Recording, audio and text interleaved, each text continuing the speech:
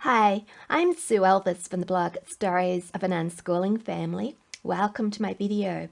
Today I want to talk about Evernote and how we can use it to record unschool maths. I think that unschooling maths is one of those hard things to prove to the education department for registration purposes that our children are actually learning if we don't have any paper records of it or even online records. From an online course, we don't have exercise books full of sums and exercises, and we don't have the printouts from the online maths course. How do we prove to the AP that our children are actually having a lot of mathematical experiences? Well, I've got my maths notebook open, my Evernote one, and in this maths notebook there are 291 notes, maths notes. So yes, my children have been doing a lot of maths. I've recorded a lot of maths experiences. Not all of them are experiences that they've come across in their everyday life, because what I've been doing is trying to tempt my girls with more than their just basic maths. I like maths myself, and I want to give them the opportunity to see maths as a very interesting subject in its own right, not just something that we use as the tool in our everyday lives. Just like I would strew lots of interesting science or English, even though the girls might not use it, it's still very interesting. And that's what I feel about maths, that I can go out and look for interesting maths resources and tempt my girls with them. So, and most times they will pick up on them. Sophie loves maths. She never used to like maths, and I've recorded a podcast about unschool maths, why and how, and I tell the story of Sophie, how we went from Sophie saying that she wasn't very good at maths and she hated it, to nowadays she thinks of herself as a mathematician, because we changed our whole approach to maths. But that doesn't mean I stand back and I don't introduce her to maths, as I've said. And I know some people do this. They just let their children get on with it, and the children do pick up maths by themselves, work out all the concepts, and I think that's good. Children do learn that way. But yes, I want to give a little bit more than that to my children, just in case they catch hold of it and see maths as a creative subject like I do. So first of all, I want to start with those real life maths experiences, because I think that they're ones that all of us need to record in some way. And as I said, we've got cooking here. Cooking is fractions, it's measuring. There's a photo there of Sophie doing some cooking. I've got lots and lots of cooking notes in my maths notebook, but it's more than cooking. We have of course, cooking is also volume, but this actually is the dog food container. It's a 1 cup measurement, and the girls use that to feed the dog. We talked about that. There's the oven there. This is a recipe that Gemma Rose was using out of her notebook. She had to cook the oaties at 100 degrees Celsius, which is a moderate oven. We talked about what moderate oven means. We also talked about how Celsius differs from Fahrenheit, because some recipes are in Fahrenheit, which then led us to look at temperature charts. And I clipped this off the internet while we were talking about this. There's another document somewhere in my notebook which shows us exactly how we can translate one system to the other without even using a chart, by doing it ourselves. And yeah, that's somewhere in here as well. But these are all situations that come up in our everyday lives, and there's lots of them. That one there's a library book. So if you borrow, well, I borrowed that one, I think, and we just picked it up off my library pile. There's numbers there. That's the Dewey Decimal Classification System. The girls wanted to know what that meant. What is that, Mum? So I went looking for some information online about it, and I found a document which is in here somewhere, which I clipped from the internet, which we had a read together of. Plus also it's in this notebook. It's a shared notebook. The girls, if they want to go back and read it for themselves, can do that. But we talked about the Dewey Decimal Classification System, so in it goes to my maths notebook. There's our metronome, which the girls use all the time for their piano practices. We talked about speed, beats per minute, musical notation, except I think they knew more about it than I do, because they use it a lot with their music, and their teachers had already discussed this. But we also went into the science of it, how a mechanical one works, about the pendulum, the changing the length changes the speed. And there's a lot of information on YouTube, lots of videos about metronomes and pendulums. The girls were interested, and we just sort of followed a rabbit trail, and somewhere in here there's some videos about that we clipped off YouTube. GPS watches, which we use for our running, all the data that prints out from, because they collect all the data, the elevation, the distance, the maps, the speed we're going at, the pace. And yes, in that note there's all this mathematical information, which I can't really show you because it's got a map of exactly where we live, and I'd rather keep that a little bit of a secret, not being on YouTube. So yes, lots of other things like the Galileo thermometer. We've got one of those sitting on top of our piano too, and I snapped a photo. I think it's just snapping photos of things that we see around us that the girls are actually using at the time that they're using them. My photos go into my Dropbox from my tablet. I don't have a smartphone, but if I did, I would take the photos with the smartphone. They'd go straight into my Dropbox. Then I would upload them straight into a note, write a few notes like this that covers a maths note. I have tried out a few apps on my girls. I've put them on a tablet and said they're there and they could use them if they want. Here's one here, Dragon Box Elements. I usually take a screenshot or copy an image, stick it into a note. If the girls have had a go at the app, then I put it into my notes. There's a few of them in here. Some of them have been more successful than others. I don't think Jimaro's like that one at all, but Sophie liked the Dragon Box Algebra one. Here's another one which wasn't totally successful. I think this is called Mathed, and here's the multiplication level. You have to find two numbers that multiply together will make that number. 8 times 7 is 56, and you've got to make all these numbers disappear.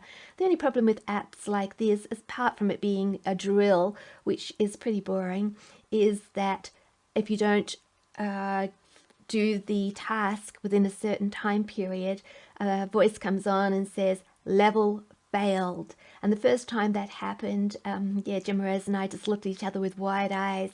You know, level failed.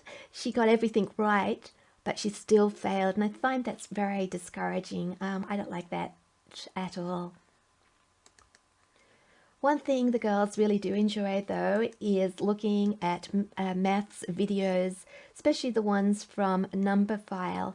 These ones about pi with pies especially, very, very interesting and explain the concept of pi very, very well. There's a link there to the video if the girls want to go back and watch them, and we have watched them more than once. They really are worth watching. But I clip those. Just as soon as we finish watching one, I'll clip that off the internet straight into my notes. Sometimes I haven't added anything else there. That's all I've done. I've synced it and it's appeared in my notebook. Now there's a real world math site called Yummy Math. It's an American site, and it has lots and lots of information and exercises on real life maths problems. To a certain extent, it's very interesting. For example, this one here is about the world's largest cup of coffee. This actually is an event that actually happened, so it's real life maths. Somebody is using maths to work out how much coffee is in that cup. So I find that there's real life maths that relates to our own children, and there's real life maths that relate to other people, and sharing other people's real life maths is of limited value compared to having your own real life maths experiences.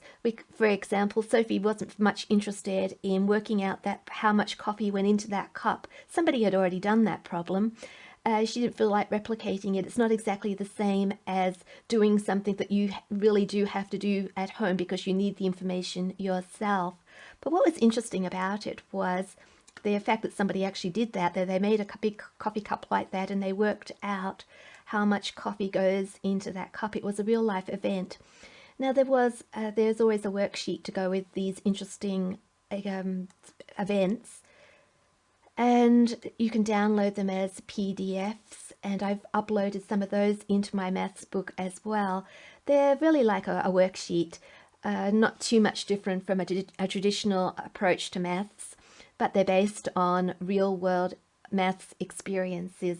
Somebody else has already worked them all out, and now our children get the chance to work them out a second time, which my girls think is why do it, because somebody else has already done it. But sometimes we sit down and we'll have a look and see how they did it and see if we can work it out as well.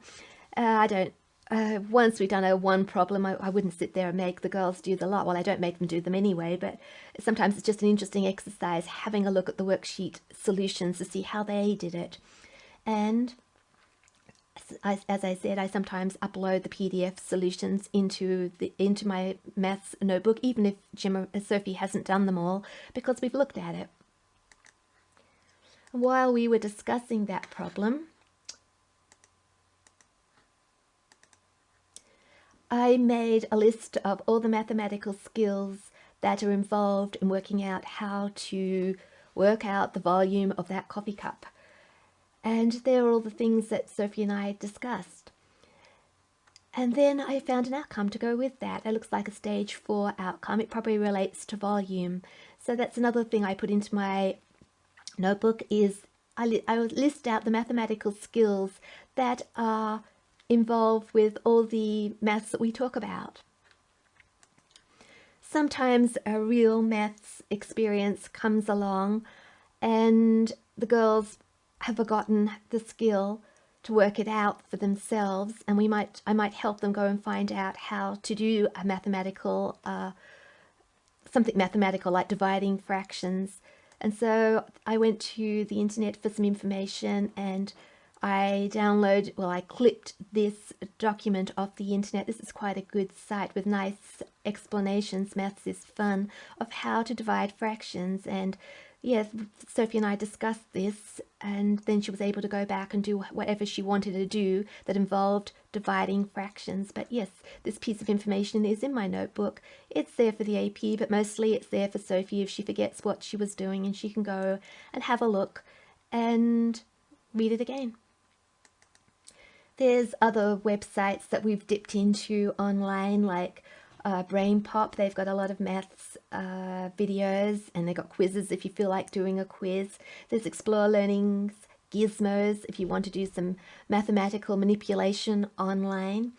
I wouldn't say that we use them a lot, especially the Gizmos. The girls aren't very interested in that, though they look very impressive, and I've heard that there's been some great successes using Gizmos.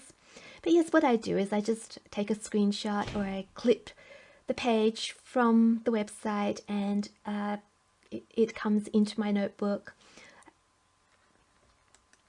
I've got some blog posts on my blog, stories of an unschooling family, that show a few of the resources that we have dipped into and tried out if anybody is interested in having a look. I've also got a number of maths blog posts which my thoughts on teaching, well, not teaching, but how children learn maths best. Yes, so I guess rounding up, I use a lot of photos for things around in our everyday lives, and add a few notes explaining which mathematical concepts were involved in that procedure. If their children ask any questions about them, I'll find some information on the internet. I'll clip that document into my notes. I might even go looking for a video, clip the video into my notes. We might dip into websites. I clip them into my notes as well, the screenshot of them into my notes. I can email myself quizzes that they have done, and then email those into the notes. If the girls are using an app or a book, I'll take an image of the app or the book and upload that into the notes, and then write down a little bit of an explanation of the mathematical concepts that they were exploring at the time. Which reminds me that sometimes Sophie does dip into a mathematical book. There's one there, Speed Maths for Kids by Bill Handley, and she really enjoys Bill Handley's books. They're not real life maths, they're manipulating numbers, a new way of thinking about doing traditional maths problems, and she likes the way that they make her think, and yes, she does like playing around with numbers. So that's just a few ideas of what's in my Unschool maths book. I'm sure that there's lots of other things that we could put into a maths book, and if anybody has any more ideas, please share them with me. I would love to hear. I am at, yes, my blog, Stories of an Unschooling Family. I have a Facebook page, Sue Elvis Writes. I'd just like to invite you to come along to either or both those places.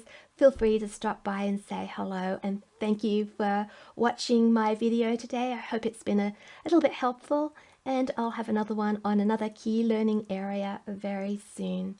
Thank you.